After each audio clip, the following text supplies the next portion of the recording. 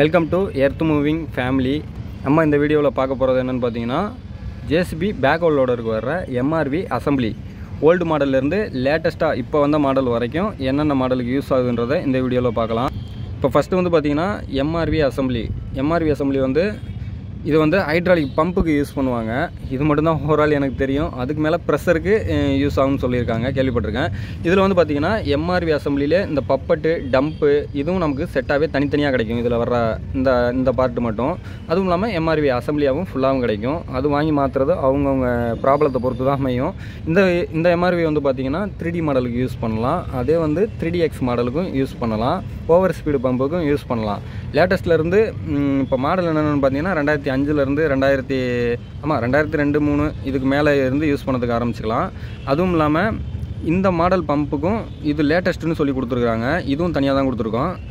மற்றபடிக்கு இந்த எம்ஆர்வி ரெண்டையும் பார்த்திங்கன்னா சேம் ப்ராசஸ் தான். ரெண்டும் மாற்றி யூஸ் பண்ணிக்கலாம்னா மாற்றி யூஸ் பண்ணிக்கலாம். ஏன்னா பம்பை பொறுத்த வரைக்கும் நம்ம எம்ஆர்வி வந்து ஃப்ரீயாக கொடுத்துட்ருக்குறோம். பம்பு வாங்கினா எம்ஆர்வி ஃப்ரீயாக வந்துடும். அதாவது நம்ம மேக்கிங் பண்ணுற பம்பு வீடியோ போட்டிருப்பேன், அதையும் செக் பண்ணி பார்த்துக்கோங்க. அந்த பம்பில் வந்து எம்ஆர்வி ஃப்ரீயாக வரும்.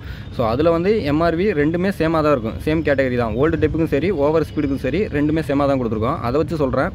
இந்த எம்ஆர்வி வந்து 2002-03 12-13 வரைக்கும் கொடுக்கலாம்னு சொல்லியிருக்காங்க. இந்த எம்ஆர்வியும் 14க்கு மேலே 14, 15, 16, 18, 19 இந்த மாடல் வரைக்கும் கூட கொடுத்துக்கலாம். பட் எம்ஆர்வியை பொறுத்த வரைக்கும் ரெண்டுமே சேம் கேட்டகரியாக தான் இருக்குது. இன்ஜினியர்கிட்ட கேட்டீங்கனாலும் உங்கள்கிட்ட சொல்லுவாங்க. ஏன்னா எல்லாமே சேமாக தான் கொடுத்துட்ருக்கோம். மாடலை பொறுத்த வரைக்கும் 2014க்கு மேலே வருதுன்னா இந்த எம்ஆர்வி கொடுத்துட்ருக்கோம். மற்றபடி ரெண்டுமே சேமாகவே யூஸ் பண்ணிக்கலாம். ஃபைனலாக சொல்ல போனால் அதாங்க, வேறு ஒன்றும் இல்லை. இது வந்து 2002-03 2019-20 வரைக்கும் கொடுத்துக்கலாம். இந்த 19-20க்கு இடையில் எக்ஸ்ட்ரா மாடல்னு சொல்லிட்டு வரும். ஒரு பேக்ஹோல் லோடரில் எக்ஸ்ட்ரா மாடல்னு சொல்லிட்டு வரும். ரேம்பெல்லாம் பெருசாக இருக்கும், பின்னும் சேஞ்ச் ஆகும், புஷ்ஷும் சேஞ்ச் ஆகும், எல்லாமே சேஞ்ச் ஆகுங்களா. அந்த மாடலுக்கு மட்டும் இந்த எம்ஆர்வி தான் யூஸ் பண்ணணும். இது வந்து எக்ஸ்ட்ராக்கு வர்ற எம்ஆர்வி அசம்பிளி. ஜேசிபி எக்ஸ்ட்ரா மாடலுக்கு மட்டும்தான். சூப்பர் எக்ஸலன்ஸ் இந்த மாதிரி இதுக்கெல்லாம் பார்த்தீங்கன்னா ரெகுலராக கொடுக்குற இதே எம்ஆர்வியை யூஸ் பண்ணிக்கலாம். எக்ஸ்ட்ரா மாடலுக்குனா இந்த எம்ஆர்வி மட்டும்தான் யூஸ் பண்ணணும். இதுவும் நம்மகிட்ட அவைலபிள் இருக்குது. லேட்டஸ்ட்டாக இப்போ வர்ற BS4 இன்ஜினுக்கு யூஸ் பண்ணுற மாதிரியான எம்ஆர்வியும் நம்மகிட்ட லான்ச் ஆகிருக்குது. ரெகுலராக இப்போ யூஸ் பண்ணிட்டு தான் இருக்கிறோம். இந்த எம்ஆர்வி அசம்பிளியை தவிர வேறு எதுவும் பிராண்டில் இருக்குதுன்னு கேட்டிங்கன்னா வேறு எதுவும் கிடையாது. ஏன்னா இதில் நமக்கு வந்து கம்ப்ளைண்ட் எதுவும் வந்ததில்லை. இதுவும் வந்து நம்ம HP பிராண்டில் பண்ணிகிட்ருக்கோம். ரெகுலராக வர்ற யூஸ் பண்ணுறது நம்ம மேக்கிங் பண்ணுற பிராண்டில் யூஸ் பண்ணிகிட்ருக்குறோம்.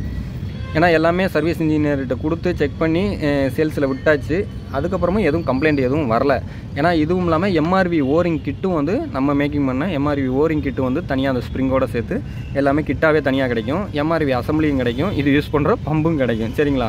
ஏதோ எனக்கு தெரிஞ்சது இதில் சொல்லியிருக்கேன். எதுவும் டவுட்டுனா மறந்துடாமல் சொல்லுங்கள். நான் தெரிஞ்சவங்கள்ட்ட கேட்டு உங்கள்கிட்ட கமெண்ட் பாக்ஸில் சொல்கிறேன். அதே மாதிரி எதுவும் மாற்றி சொல்லிட்டனாலும் சொல்லுங்கள். இன்னொரு வீடியோவில் பார்க்கலாம். தேங்க்யூ.